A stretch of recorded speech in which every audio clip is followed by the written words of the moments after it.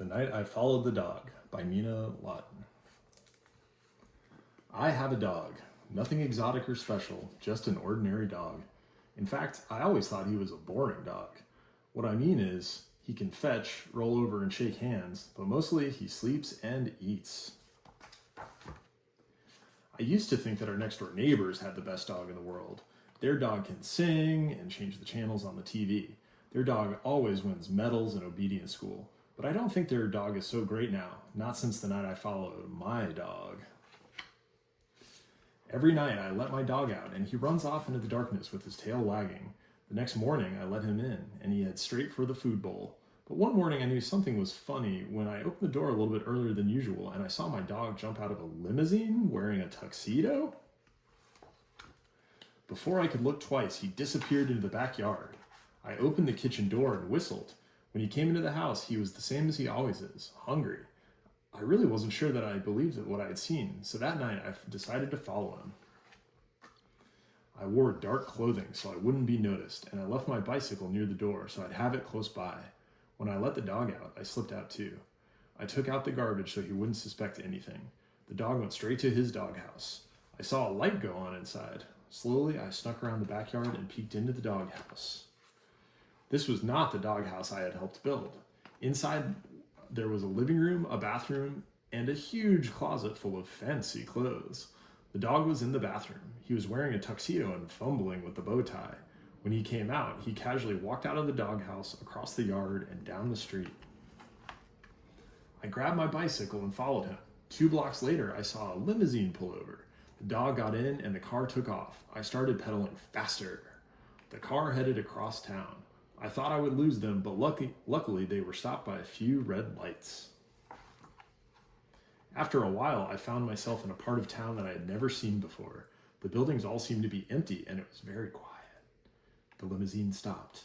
I hid and watched my dog get out. He disappeared into a building, and the limousine pulled away. There was nothing on the outside of the building, just 2 brass fire hydrants on either side of the entrance. I opened the door. At the end of the hall, there was a neon sign that said, "The Doghouse." I crept closer. It looked like some kind of club. I decided to get a closer look. The moment I opened the door, 2 mean-looking bulldogs appeared and said, "You can't come in here." I didn't know what to say, so I said, but I saw my dog. I think my dog's in here. Just then, my dog walked over and said, "It's okay, boys. He's with me." The bulldog said, "Sure, boss. Whatever you say, boss." For a minute, that seemed like forever. I waited.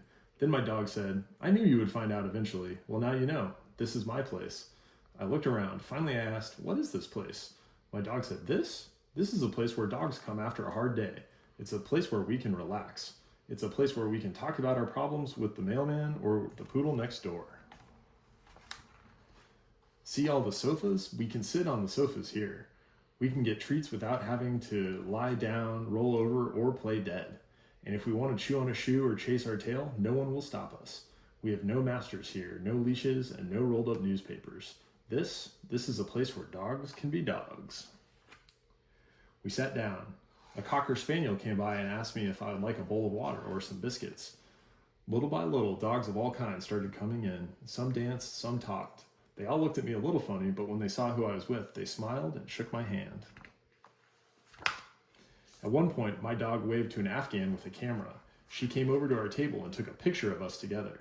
Being with my dog made me feel like a movie star. Just when I was really starting to enjoy myself, I looked at my watch.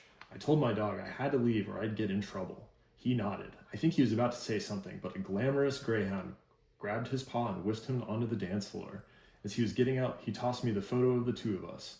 Then he bowed slightly and disappeared into the crowd. It was way past my bedtime. As I pedaled home into the cool night, I thought to myself, now I'm really going to be in the doghouse. But then again, that might not be so bad. The end.